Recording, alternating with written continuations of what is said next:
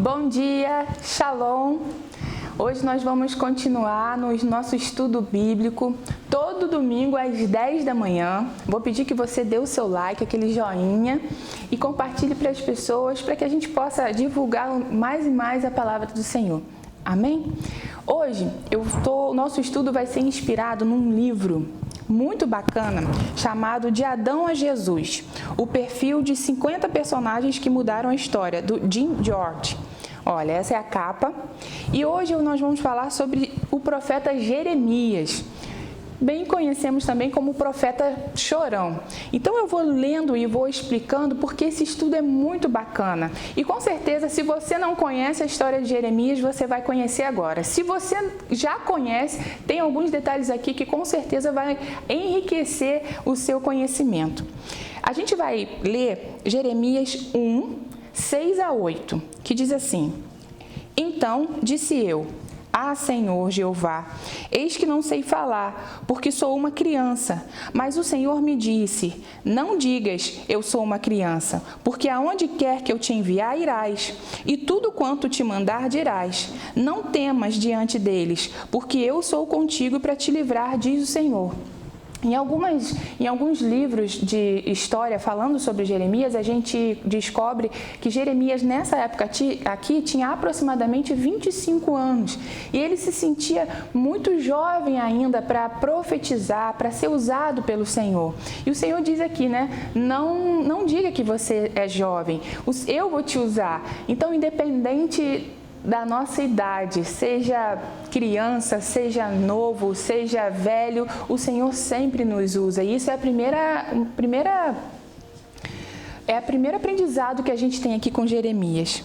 E aí a característica mais marcante do profeta é a persistência. Jeremias, durante todo o livro dele, ele vai mostrar a persistência dele. E Jeremias se encontra no Antigo Testamento.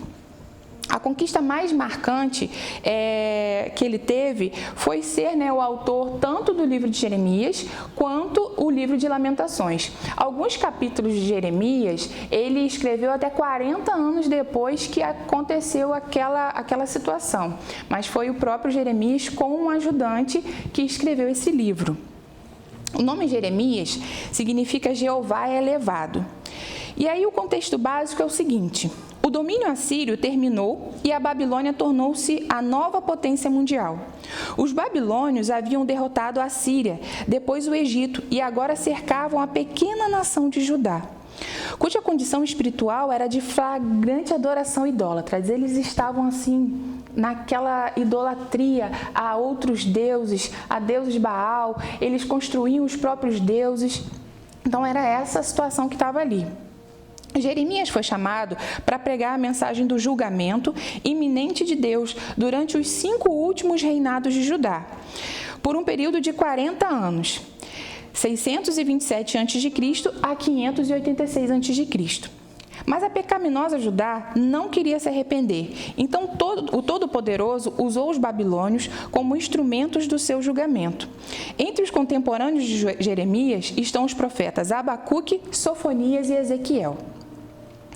Assim, resumindo um pouquinho, Jeremias nasceu em Anatote, pequena vila, quase 5 quilômetros a nordeste de Jerusalém, no tempo de Manassés. Manassés foi um rei extremamente perverso, talvez o rei mais perverso de toda a Bíblia. O rei mais perverso de Judá. Filho do sacerdote Ilquias, Jeremias permaneceu solteiro a sua vida inteira. Depois de ser chamado para o ministério profético, Jeremias foi acompanhado por um homem chamado Baruque. Lembra que no início eu falei que ele tinha um ajudante para escrever sobre o seu livro? Esse era o seu ajudante Baruque, responsável por copiar e proteger as mensagens dos profetas. Durante 40 anos, Jeremias apelou para que os seus conterrâneos se arrependessem e evitassem, assim, o julgamento de Deus pelas mãos de um exército invasor. No tempo do rei Josias, houve um breve período de reformas. O rei Josias foi um rei muito bondoso, um rei muito temente a Deus. Talvez assim, se você for procurando ali na Bíblia, você vai encontrar o rei Josias na lista de um dos reis mais tementes a Deus. No tempo do rei Josias, houve essa reforma, porém, depois da sua morte, Judá voltou aos caminhos antigos e não se arrependeu, tomando uma invasão certa. Jeremias, então, insistiu para que a nação não resistisse à invasão da Babilônia, pois isso levaria a uma total destruição. Ele ainda profetizou sobre o tempo do cativeiro de Judá no exílio, 70 anos, e outra vez o povo não escutou. Após a queda de Jerusalém, Jeremias foi obrigado a ir com os fugitivos remanescentes para o Egito. Diz a tradição que, quando o Egito foi invadido pela Babilônia, Jeremias foi levado para lá, onde pôde escrever seu canto fúnebre, Lamentações, e terminou seu livro de Jeremias. Então, aquele cenário ali diz assim, o chamado de Jeremias. E aí, se você quiser anotar, esse chamado você encontra no capítulo 1, de 5 a 19. O Senhor deu ao sacerdote Jeremias muitas mensagens ao longo dos 40 anos. A primeira dela estava relacionada ao seu chamado para o ministério profético. O Altíssimo informou ao profeta que ele havia sido separado para a obra antes de ter nascido. Olha que coisa linda! Antes de ele ter nascido, o Senhor já o separou para uma obra. Seu especial propósito foi levar a impopular mensagem de julgamento para o povo de Judá. Deus garantiu-lhe que, mesmo se o povo resistisse aos avisos, ninguém prevaleceria contra ele. Jeremias era impopular e odiado por todos, até em Anatote, sua cidade natal. Para sua tristeza, o Senhor lhe revelou que os seus vizinhos estavam conspirando para matá-lo por causa das suas pregações contra a idolatria. Profundamente abalado, Jeremias pediu a Deus que julgasse aquele povo por sua descrença. E ele garantiu ao profeta que puniria os cidadãos de Anatote com a invasão iminente de Babilônia. E eu acredito que a gente tenha essa vivência até hoje, Quando a gente fala sobre a mensagem de Cristo e não fala o que a pessoa quer ouvir, mas fala o que é necessário ouvir, fala sobre o correto, fala sobre a mensagem que Cristo nos enviou, muita gente de forma assim bem rude é também visto com maus olhos, infelizmente. Mas Jeremias não se abateu, ele continuou fazendo a vontade de Deus e falando, profetizando o que era certo. As emoções de Jeremias afloraram quando ele viu a grande hostilidade e a falta de arrependimento do povo de Judá. Em um momento de autocomiseração, Jeremias desejou nunca ter nascido, mas Deus lhe reafirmou sua proteção. O profeta de novo lembrou o Senhor de sua fidelidade, seu amor, sua separação do mal e sua solidão. Depois, embora já tendo sido tranquilizado, pediu-lhe que não o reprovasse. O Altíssimo repreendeu Jeremias por sua autocomiseração e o orientou a arrepender-se a retomar o alvo como seu porta-voz. Muitas vezes, imagina uma vida de solidão, ele deve ter pensado, poxa, meu Deus, por que eu nasci para ser tão odiado, para eu falar em nome do Senhor e não ser ouvido? Então a gente percebe que Jeremias, ele realmente sentiu uma tristeza dentro dele muito grande. Por quê? Porque toda vez que Deus mandava falar que era para aquele povo se arrepender, que aquele povo não deveria estar ali naquela idolatria, o povo o excluía. Então, deveria ser realmente uma vida de muita solidão. Por isso, o profeta Jeremias, ele teve momentos, no próprio livro de Lamentações, se você conseguir dar uma lida, você observa uma certa dor, porque era uma vida de solidão realmente. A vida pessoal de Jeremias. Jeremias não deveria casar-se, nem ter família por causa do terrível futuro reservado para Judá. Tampouco deveria prantear a morte dos amigos ou participar de alguma celebração. Então imagina, ele além de solitário, ele não deveria chorar por amigos, ele não deveria participar de celebrações, era realmente uma vida separada pelo Senhor. E o mais bonito é toda essa abdicação que Jeremias teve, e se prostrou a ter em nome do Senhor. Ele precisaria passar a vida proferindo palavras de condenação sobre o pecado das pessoas e fazer o povo saber que a sua geração só veria morte. Não é surpresa que aqueles que ouviam essa palavra o odiassem e o deixassem isolado e só. Os sentimentos de Jeremias sempre variaram entre desistir, ser encorajado, pedir ajuda, adorar a Deus e ceder à depressão.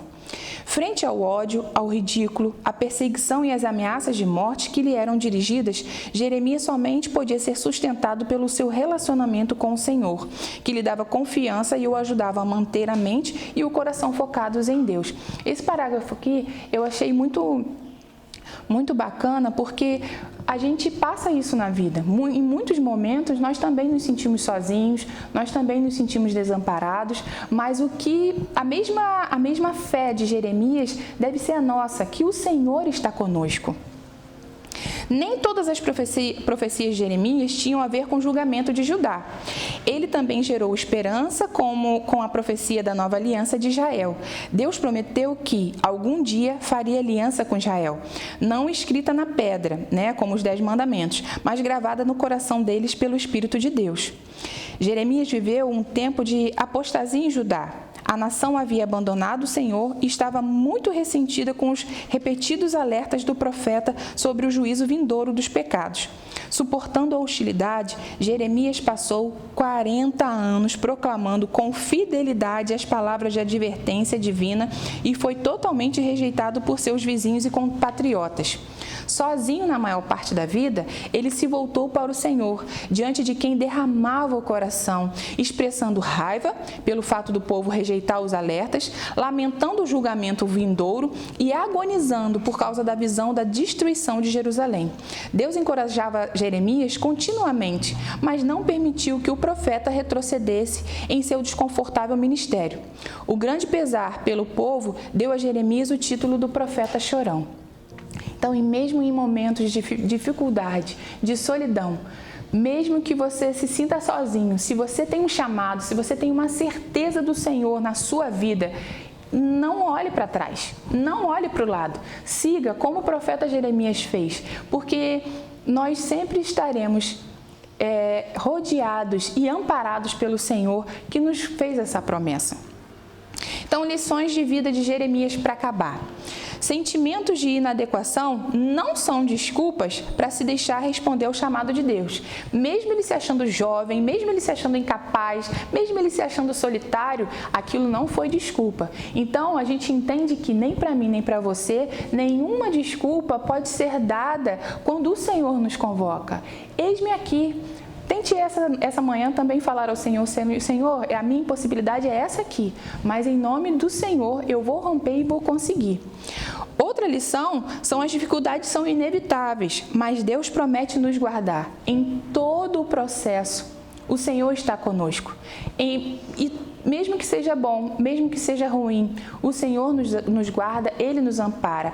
Aquele que começou a boa obra em nossa vida é fiel para cumprir. Então, se Deus te prometeu alguma coisa, não olhe para o processo, mas olhe para o final do processo. Creia que o Senhor vai te amparar. Creia que o Senhor é fiel na sua promessa. Creia que se Ele prometeu, Ele vai cumprir. O seu coração deve bater com compaixão. O Jeremias, embora ele tivesse uma fala, um discurso muito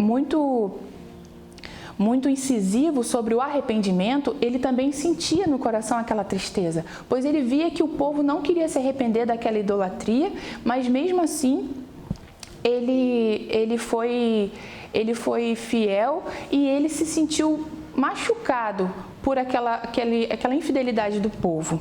Então, a gente vê que todo esse percurso a gente vive hoje. E nem por isso nós podemos ou deveremos retroceder. Que nessa manhã você também possa, em nome de Jesus, não retroceder. E assim como o profeta Jeremias, fazer o que deve fazer. Se o Senhor te convocou, se o Senhor te chamou para uma obra, aceite. É muito melhor, como diz a máxima, é muito melhor prevenir do que remediar. Eu digo até que é muito melhor passar por dificuldades e desertos com o Senhor do que uma vida de grandes riquezas sem a presença de Deus na nossa vida. Amém? Vamos orar? Senhor, nosso Deus, nosso Pai, muito obrigada, Senhor, por esse dia. Muito obrigada por essa manhã.